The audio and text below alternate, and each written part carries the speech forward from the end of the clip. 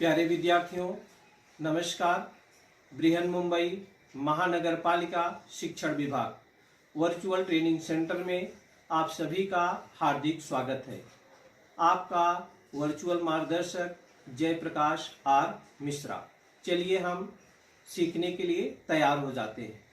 आज हम लोग कक्षा 9वीं विषय विज्ञान और प्रौद्योगिकी, जिसको हम साइंस एंड टेक्नोलॉजी भी बोलते हैं, आज अपना प्रकरण है वनस्पतियों का वर्गीकरण, क्लासिफिकेशन ऑफ प्लांट्स। उसमें हम आप लोगों को किंगडम, प्लैनेट माने जगत, वनस्पति के बारे में सिखाएंगे। तो बच्चों, जैसा हम जानते हैं, सभी सजीवों को हम लोग दो भागों में बांटते हैं, प्राणी और वनस्पति में। थोड़ा सा पीछे से याद करते हैं, सजीवों को कितने भागों में बांटते हैं, प्राणी और वनस्पति में। ये छोटी क्लासों में था, लेकिन जैसे जैसे हम आगे बढ़ते गए, सजीव के बारे में, अनेक सजीव के बारे में हमने देखा, जो हमको बहुत सारे दिखाई भी देते हैं, नहीं भी दिखाई देते हैं। तो हमारी वैज्ञानिक सजीवों का वर्गीकरण कैसे किया गया आगे चल करके, तो हमारे सजीवों का अध्ययन करने हेतु तो रॉबर्ट हुटकर द्वारा प्रतिपादित पंच जगत वर्गीकरण पद्धति जो है निर्धारित की गई, जिसको हम लोग कक्षा 8वीं में सीखे थे बच्चों। तो सजीवों का अध्ययन करने हेतु रॉबर्ट हुटकर जो वैज्ञानिक थे, पंच जगत में क्या इन्होंने किया, हम एक नजर उस पर डाल लेते हैं। ये देखिए, रॉबर्ट हार्डिंग हुटकर हैं। इन्होंने पंच जगत में ये मोनेरा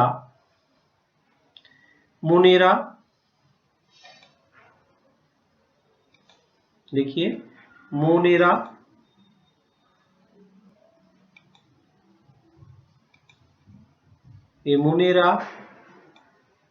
ये protista, fungi, planet and Animalia, यही 5 भागों में इन्होंने सजीव को बांटा है, जिसमें हम लोगों ने थोड़ा सा याद करते हैं, कक्षा 8वीं में हम लोगों ने मोनेरा के बारे में, प्रोटिस्टा के बारे में और फंगी के बारे में सीखा था।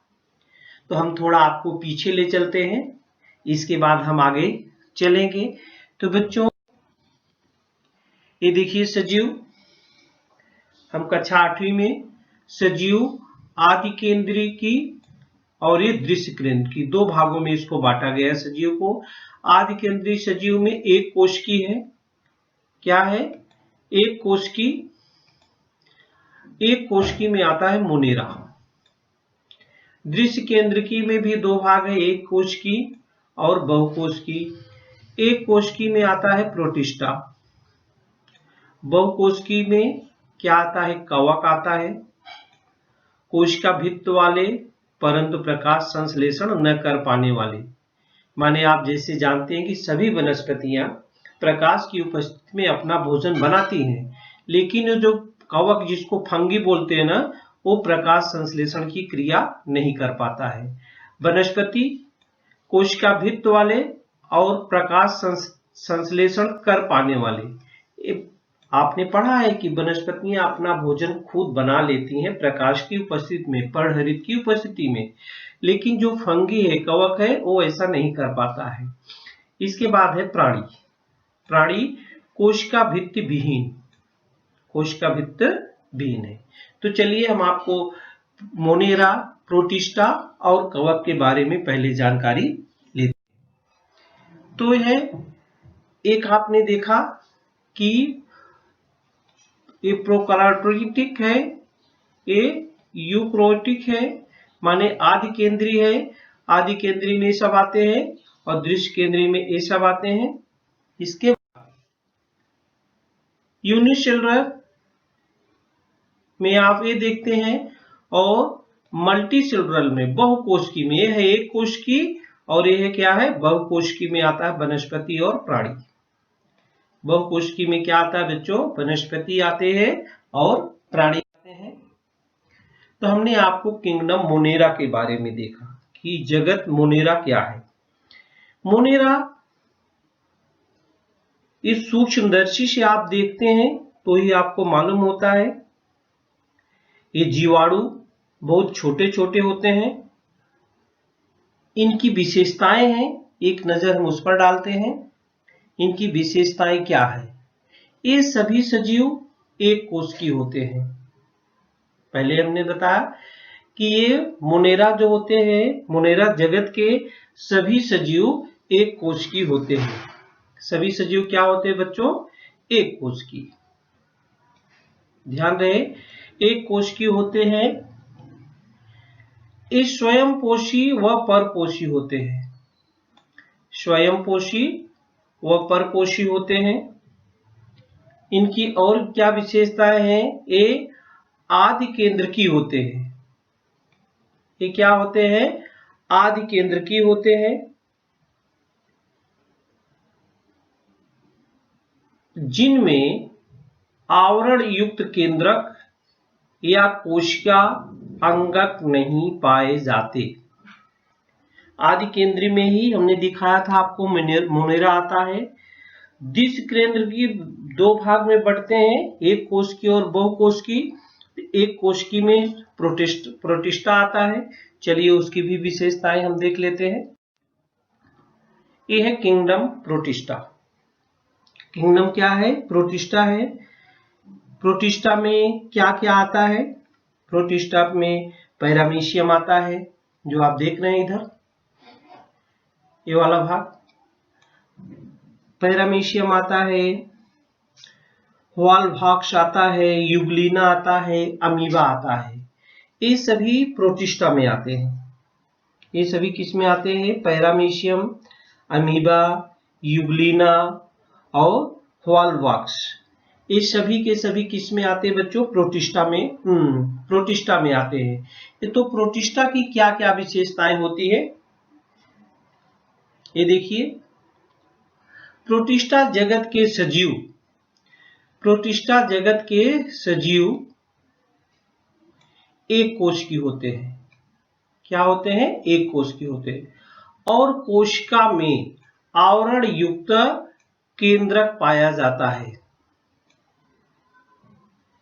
प्रोटिस्टा जगत के सजीव एक कोश की होते हैं और कोशिका में आवरण युक्त केंद्रक पाया जाता है। इसकी और विशेषता क्या है? प्रचलन हेतु कूटपाद, ये चलने हेतु कूटपाद या बाल से रोमक या कशाभिका होती है। क्या होती है?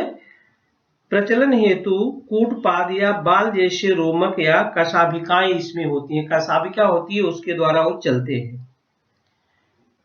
और इनकी विशेषता क्या है? ये स्वयंपोषी हैं। क्या है बच्चों? ये स्वयंपोषी हैं। उदाहरण यूग्लिना, वॉल्व्स, बॉक्स। कोशिका में हरित लवक होते हैं। परपोषी उदाहरण में क्या क्या आता है? अमीबा, पैरामीशियम और प्लाज्मोडियम। परपोषी में ये स्वयंपोषी भी होते हैं और परपोषी भी होते हैं। तो स्वयंपोषी में यूग्लिना आपने देखा, वॉल्वॉक्स देखा। परपोषी में अमीबा है, पैरामीशियम है और प्लाज्मोडियम है। तो हमने मोनेरा को देखा, प्रोटिस्टा के बारे में देखा। आगे हम फंगी के बारे में देखेंगे। ये देखिए किंगडम ऑफ फंगी।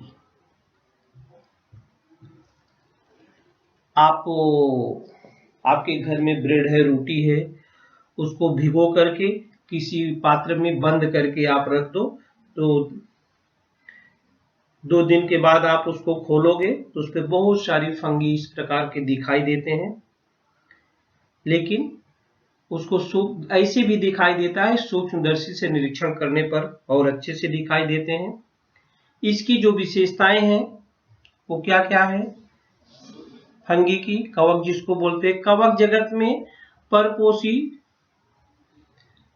असंश्लेषी और दृश्य केंद्रकी की सजीवों का समावेश होता है। दृश्य केंद्रकी में आते हैं फंगी। फंगी हमने आपको दिखाया था, ये दृश्य केंद्रकी में आता है।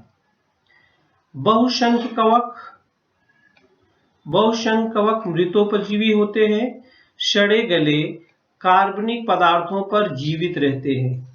सड़े गले कार्बनिक पदार्थों पर जीवित रहे, जैसे हमने कहा ना ब्रेड है, रोटी का टुकड़ा है, आप उसको पानी से भिगोकर थोड़ा सा रख देंगे, सड़ जाएगा। ये देखिए यहाँ पर एकदम सड़े गले चीजें हैं, वहां पर इनका जन्म हो जाता है कवक का, सड़ी गली चीजों पर। कहाँ होता है? सड़ी गली चीजों पर, बढ़िया चीज पर नहीं होता है। कवकों की कोशिका भित्ति कार्य टीन नामक जटिल शर्करा से बनी होती है। कुछ कवक तंतुमय होते हैं, जिनके कोशिका द्रव्य में अनगिनत केंद्रक होते हैं। कितने केंद्रक होते हैं? अनगिनत। कवक किण्वन, बेकरशिस्ट, फफूंदी, एस्परजिलस, भुट्टे पर पाई जाने वाली फफूंदी, पेनिसिलियम, कुकुरमुत्ता, मशरूम, ये सब है कवक, जैसा आप चित्र में देख रहे हैं। तो हमने बच्चों जो हमने कक्षा 8वीं में सीखा था उसी को थोड़ा हम लोगों ने याद किया। अब हमारा जो सजीवों का वर्गीकरण 5 में था, तो 3 हम लोगों ने सीख लिया है, 2 हमारे पास और बचते हैं, जिसमें हमको एक ही सीखना है। फंगी ये भी है।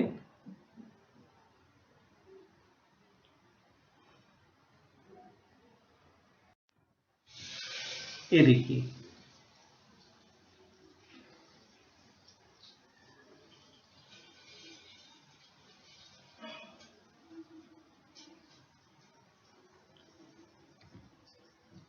लिविंग ऑर्गेनिज्म में आदि केंद्र की जिसमें मोनेरा आता है, और दृश्य केंद्र की जिसमें एक कोशिकी में प्रोटिस्टा आता है, और मल्टीसेलुलर बहुकोशिकी में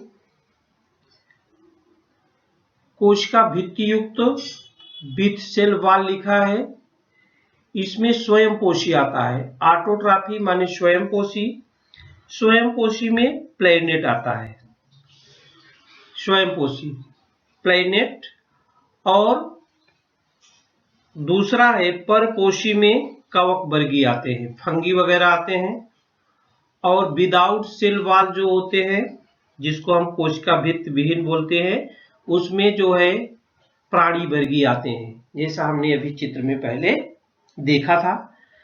तो आज हम लोग किंगडम प्लैनेट, जगत वनस्पति के बारे में चर्चा करेंगे। इसमें हम इस वीडियो में जगत वनस्पति, जिसको हम बोलते हैं किंगडम प्लैनेट। तो बच्चों, एक किंगडम प्लैनेट है, वनस्पति जगत, सब इसमें वनस्पतियां ही दिखाई गई हैं। कोशिका भित्ति युक्त दृश्य केंद्र की कोशिकाएं होने वाले स्वयंपोषी सजीवों के समूह को वनस्पति के नाम से पहचाना जाता है। वनस्पतियां, आप सभी जानते हैं, वनस्पतियां पर्णहरित की सहायता से प्रकाश संश्लेषण करती हैं, इसलिए वह स्वयंपोषी बनी होती हैं। वनस्पति जगत में पाए जाने वाले सजीव अन्य सजीवों के लिए भोजन के प्रमुख घटक होते हैं। जैसे बच्चों, हमारा भोजन, हम तो खुद अपना भोजन तैयार नहीं कर सकते, हम किस पर आश्रित हैं? वनस्पतियों पर आश्रित हैं। लेकिन वनस्पतियां अपना भोजन खुद बना लेती हैं, वो दूसरे के ऊपर आश्रित नहीं होती हैं। तो आपने देखा कि विभिन्न भिन्न प्रकार की वनस्पतियां हैं। आपने पहले सीखा था कि वनस्पतियों में जड़ें होती हैं, तने होते हैं, फूल आते, फल आते, पत्ते होते हैं। लेकिन बहुत सारी वनस्पतियां ऐसी भी है जिसमें न जड़ें होती है, न फूल आते, न फल आते हैं। ऐसी भी वनस्पतियां, न उसमें पत्तियां होती हैं। इन्हीं सब की खोज करके इन वनस्पतियों का जो होता है वर्गीकरण किया गया है। कैसे किया गया है? वर्गीकरण का आधार जो चुना गया, वर्गीकरण का आधार plant kingdom and classification system. वनस्पतियों का वर्गीकरण करते समय जो हमारे वैज्ञानिक हैं, उसने सबसे पहले देखा कि वनस्पति के अंग हैं या नहीं है। इस पर विचार किया गया उनको अलग करते समय। किसी भी चीज को आप अलग करेंगे तो उसके पहले गुण को देखते हैं, उसमें गुण क्या है, उसके आधार पर हम अलग करते हैं। इसके बाद देखा गया अंग है कि नहीं, फिर देखा गया कि वो पानी भोजन जो लेते हैं उनसे संवहन करने हेतु स्वतंत्र संस्थान है कि नहीं, वनस्पतियों में बीज धारण करने की क्षमता है कि नहीं है, जो इनके बीज हैं, फल है, बीज जो है फल से ढका हुआ है कि नहीं है, इस पर भी विचार किया गया। इसके बाद इन सब के जो है आधार पर वनस्पतियों के अलग अलग समूह बनाए गए। वनस्पतियों के क्या किए गए? अलग अलग समूह बनाए गए। इसके बाद देखा गया कि वनस्पतियों में फूल आता है कि नहीं। बहुत सारी आपने जंगलों में वनस्पतियां इधर उधर देखते हैं, उसमें कभी भी फूल आते नहीं है। उसमें फल आता है कि नहीं, इसके आधार पर वैज्ञानिकों ने देखा कि ये बीजपत्री हैं या अबीजपत्री हैं, इसमें बीज होता है कि नहीं होता है। इसमें बीज जो है तो फल से ढके होने या न होने के आधार पर आवृत्त बीजी, अनावृत्त बीजी, इसके आधार पर इसको जो होता है बच्चों दो भागों में बांटा गया। देखिए, वनस्पतियों का वर्गीकरण करते समय सर्वप्रथम वनस्पतियों के अंग है या नहीं, इस पर विचार किया गया। जब उसका वर्गीकरण किया गया तो सबसे पहले देखा गया उस वनस्पति में अंग है या नहीं है। फिर क्या देखा गया? पानी तथा भोजन का वहन करने हेतु स्वतंत्र ऊतक संस्थान उसमें है कि नहीं। स्वतंत्र ऊतक संस्थान है कि नहीं है। फिर आगे चल करके क्या हुआ? वनस्पतियों में बीज धारण करने की क्षमता है या नहीं है। अगर है तो बीज फल से ढका है। अंततः बीज पत्रों की संख्या के आधार पर वनस्पतियों के अलग अलग समूह किए गए। जो अलग अलग समूह किए गए बच्चों, वो प्रमुख रूप से दो भागों में बांट दिया गया। अबीजपत्री वनस्पतियां और बीजपत्री वनस्पतियां। अबीजपत्री वनस्पतियां और बीजपत्री वनस्पतियां। तो हम अगले वीडियो में आपको अबीजपत्री वनस्पतियां और बीजपत्री दोनों के बारे में हम बताने वाले हैं। अबीजपत्री वनस्पतियों को तीन विभागों में बांटा गया है। थोड़ा सा हम आपको बता देंगे। थैलोफाइटा, ब्रायोफाइटा और टेरिडोफाइटा। और बीजपत्री जो वनस्पतियां हैं उसमें अनावृत बीजी वनस्पतियां और आवृत बीजी वनस्पतियां। और बाद में उसके हम आगे चलकर आपको बताएंगे कि बीजपत्री वनस्पतियां कौन सी होती हैं और एक बीजपत्री वनस्पतियां कौन सी होती हैं। तो आज हम लोगों ने क्या सीखा? सजीवों के बारे में सीख रहे थे। हम लोग सजीवों के बारे में बहुत पहले से सीखते चले आ रहे हैं, जिसमें हमने रॉबर्ट ह्विटकर वैज्ञानिक जिन्होंने 5 ये पद्धति प्रतिपादित की थी, मोनेरा, प्रोटिस्टा, कवक, प्लैनेट, एनिमलिया, जिसमें हम लोगों ने आज वनस्पति जगत के बारे में सीखा। वनस्पतियों को किस आधार पर अलग अलग किया गया, तो अलग करने के कितने भाग हुए, अबीजपत्री और बीजपत्री। अबीजपत्री में भी इसके 3 विभाग हम अगली वीडियो में आपको बताएंगे, थैलोफाइटा, ब्रायोफाइटा और टेरिडोफाइटा। और जो बीजपत्री है उसमें हम आपको बताएंगे आवृतबीजी वनस्पतियां और अनावृतबीजी वनस्पतियां, और द्विबीजपत्री वनस्पतियों के हम उदाहरण आपको बताएंगे और एक बीजपत्री वनस्पतियों के उदाहरण हम आपको बताएंगे। तो बच्चों, इस वीडियो में हम लोगों ने वनस्पतियों का वर्गीकरण भाग 1 के बारे में देखा।